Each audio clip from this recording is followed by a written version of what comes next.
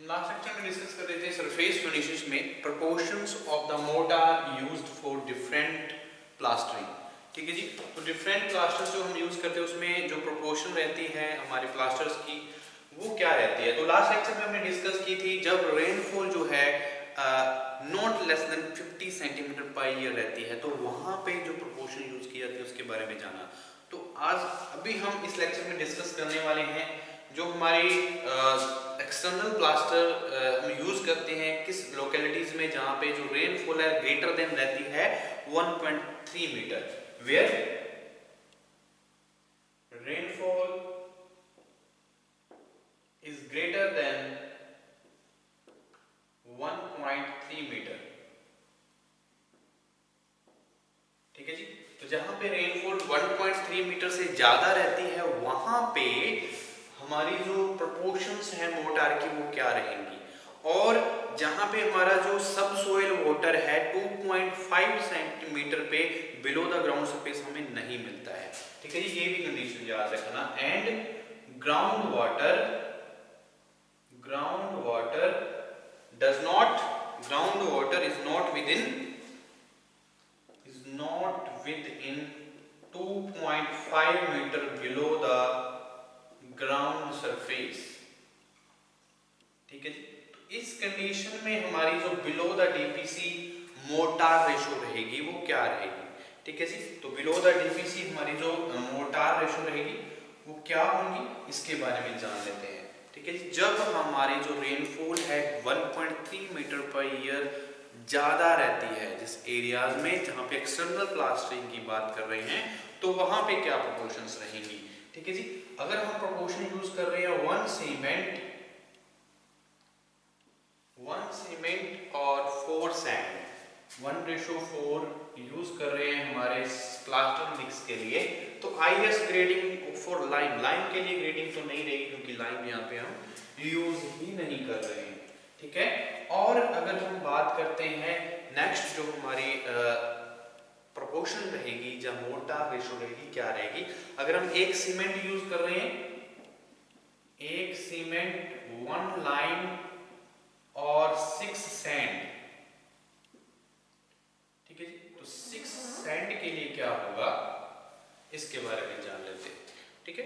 तो इसके लिए लाइम हमने यूज किया तो लाइम की ये रेशो के लिए जो आईएस ग्रेडिंग रहेगी लाइम के लिए वो क्या रहेगी। हम यहाँ पे बी और सी ग्रेड यूज कर सकते हैं, बी और सी ग्रेड। उसके बाद हम बिलो द डीपीसी जो हमारी मोर्टार रेशो रहेगी 1:2 सुर्खी, 1:2 सुर्खी।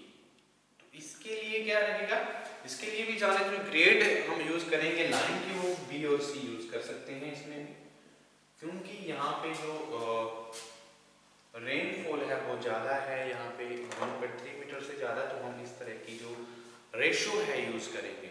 ठीक है। और ग्रेड जो है लाइन की बी और सी यूज कर सकते हैं। Okay.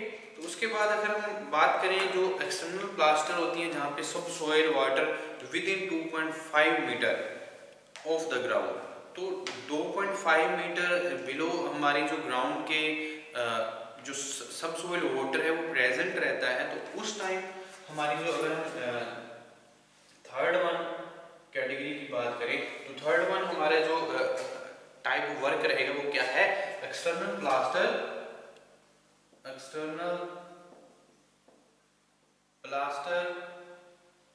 In localities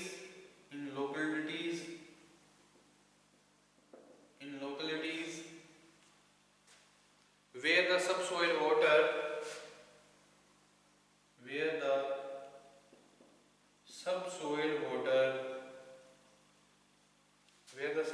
water within 2.5 meter of the ground, within 2.5 meter of the ground। ठीक है जी।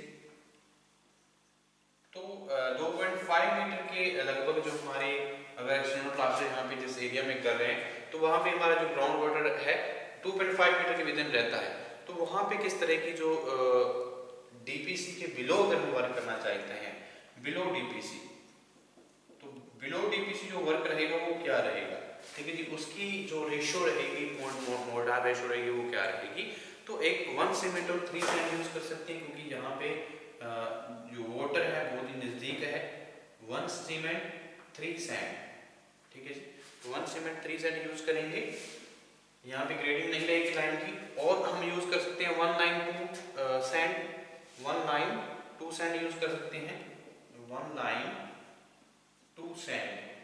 तो लाइन की जो हम यहाँ पे आई ग्रेडिंग रहेगी वो ए ग्रेडिंग हम यूज करेंगे यहाँ पे, ठीक है जी।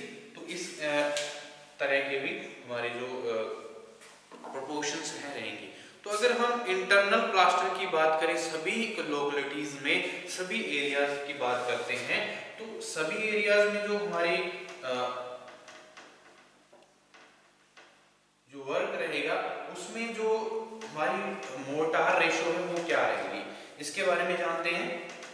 तो सभी लोकेलिटीज की बात करते हैं, हमारी जो अलग अलग तरह की लोकेलिटीज के लिए अगर हम हेवी रेनफॉल की बात करते हैं या लो रेनफॉल एरियाज की बात करें, तो उनके लिए अलग अलग जो हमारी एक्सटर्नल प्लास्टरिंग की बात है, तो एक्सटर्नल प्लास्टरिंग की जो रेशो रहती है, मोर्टार रेशो रहती है, वो अलग अलग हो सकती है। और जो ग्रेडिंग है, लाइन यूज कर रहे हैं तो लाइन की ग्रेडिंग भी अलग अलग हो सकती है। तो नेक्स्ट वन की बात करते हैं। इसमें अगर हम बात करें इंटरनल जितने भी प्लास्टर होती हैं, internal plaster for in all localities, in all localities, ठीक है जी। तो सारी लोकेलिटीज के लिए जितनी भी इंटरनल प्लास्टर होंगी, उसके लिए मोर्टार रेशो जो हमारी मोर्टार रेशो वो क्या रहेगी, ठीक है जी। तो 1 लाइन 1 सुर्खी और 1 सैंड, 1 सुर्खी 1 सैंड, ठीक है, यूज कर सकते हैं हम ये मोर्टार रेशो को। तो आईएस ग्रेडिंग जो रहेगी लाइन के लिए, इसमें हमने लाइन यूज किया है, तो बी और सी ग्रेड हम यहाँ पे यूज करेंगे, बी और सी। ये किसके लिए? इंटरनल प्लास्टर सभी लोकेलिटीज के लिए। अगर और हम यूज करना चाहते 1 लाइन 2 सुर्खी यूज कर सकते हैं, 1 लाइन 2 सुर्खी। तो इसके लिए जो ये हमारी प्रोपोर्शंस रहेंगी, तो यहाँ पे जो लाइन की जो ग्रेडिंग रहेगी, आईएस ग्रेडिंग रहेगी, वो बी और सी यूज करेंगे, ठीक है जी, बी और सी यूज कर सकते हैं। और इंटरनल प्लास्टर के लिए जो हमारी प्रोपोर्शंस रहेंगी, 1 सीमेंट यूज कर लें, 1 सीमेंट 2 लाइन और 9 सैंड, ठीक है जी। 2 लाइन और 9 सैंड यूज करते हैं, तो बी और सी ही यहाँ पे ग्रेडिंग रहेगी। तो ये सारी की सारी जो हमारी प्रोपोर्शंस हैं मोर्टार की अलग अलग प्लास्टर्स के लिए हमने डिस्कस की हैं। तो जो हमारा नेक्स्ट टॉपिक रहेगा इसमें वो पॉइंटिंग के बारे में जानते हैं। तो पॉइंटिंग क्या है, इसकी क्या ऑब्जेक्टिव है, पॉइंटिंग के वो क्या स्टेप्स रहेंगे पॉइंटिंग करने के। तो पॉइंटिंग क्या होता है, ये सारी की सारी क्या है, सरफेस फिनिशेस के बारे में जानकारी हम ले रहे हैं। तो जो हमारे हमने प्लास्टर के बारे में जाना, मेथड्स ऑफ प्लास्टर क्या है, तो प्लास्टर की डिफरेंट प्लास्टर्स में हमारी जो प्रोपोर्शन यूज की जाती है मोर्टार की, उसके बारे में जाना। और अब हम जो नेक्स्ट सरफेस, जो हमारी नेक्स्ट सरफेस फिनिशिंग है वो क्या रहेगी, पॉइंटिंग। तो पॉइंटिंग के बारे में जानते हैं, पॉइंटिंग क्या होता है और इसके ऑब्जेक्टिव क्या हैं और क्या स्टेप्स होते हैं पॉइंटिंग को अप्लाई करने के लिए, ये भी जानेंगे, ठीक है जी। तो नेक्स्ट जानते हैं हम पॉइंटिंग के बारे में। पॉइंटिंग, ठीक है जी। तो पॉइंटिंग एक हमारा ऑपरेशन है जो ब्रिक वर्क के लिए कैरिड आउट किया जाता है। बेसिकली इसमें 2 ऑपरेशन होते हैं, ठीक है जी। तो जानते हैं ऑपरेशंस क्या है, पॉइंटिंग क्या है। The operation of pointing, the operation of pointing, the operation of pointing brickwork is carried out, brickwork is carried out basically in 2 operations, basically in 2 operations.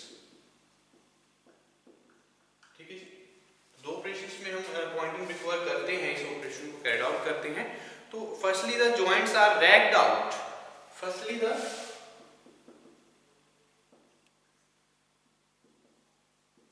joints are ragged out, joints are ragged out to a depth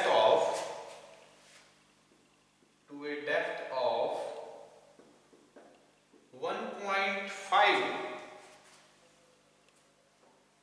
centimeter, and secondly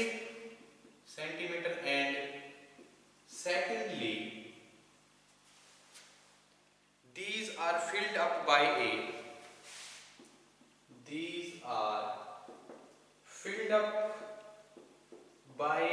suitable mortar of richer mix,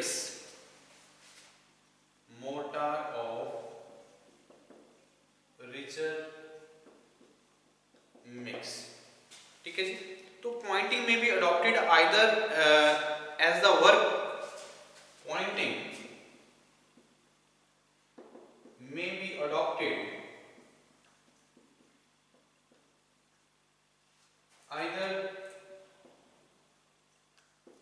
be adopted either as the work proceeds forward,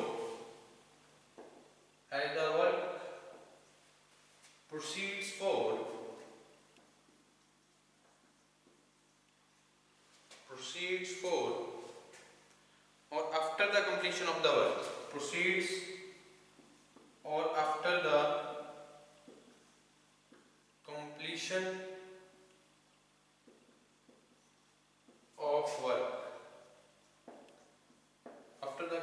of work, ठीक है जी।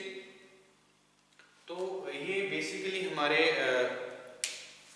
दो operations हैं carried out किए जाते हैं। तो first one is the stronger and more durable. तो first one जो हमारा ऑपरेशन रहता है वो ज्यादा स्ट्रॉन्गर रहता है। The first one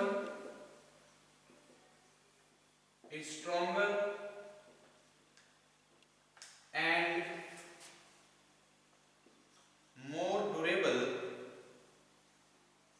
and more durable, whereas the second one is cleaner,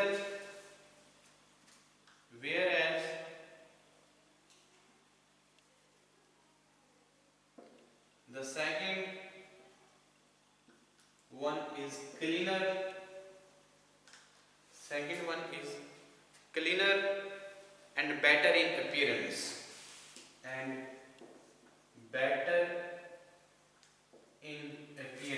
ठीक है जी, and better in appearance।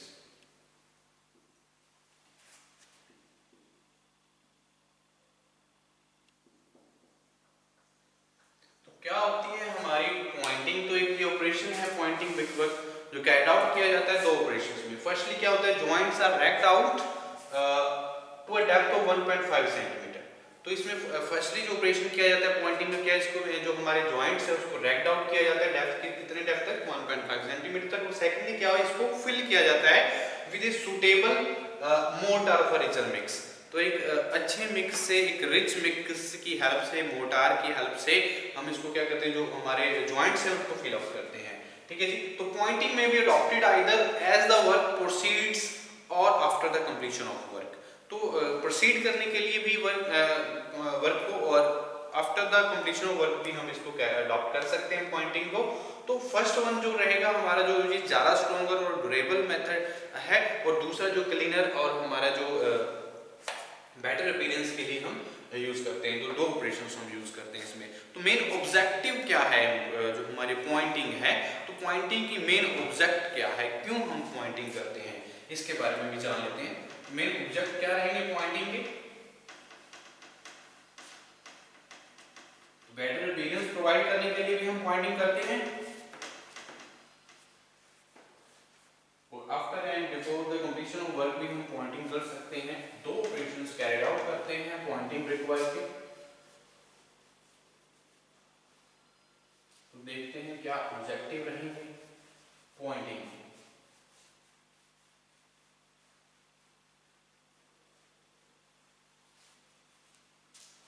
Object of Poynting,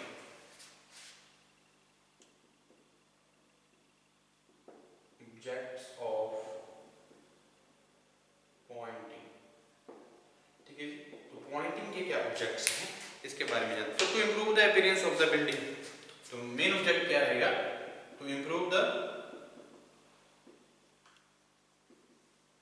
appearance of the building. ठीक है, बिल्डिंग के अपीयरेंस को इम्प्रूव करने के लिए हम यूज करते हैं पॉइंटिंग का। और क्या ऑब्जेक्ट रहेगा पॉइंटिंग को यूज करने का, to avoid the occurrence of dampness, to avoid the occurrence of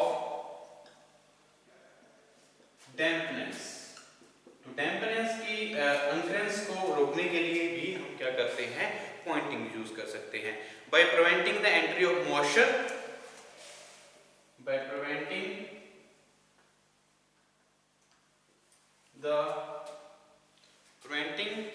the entry of moisture through the joints,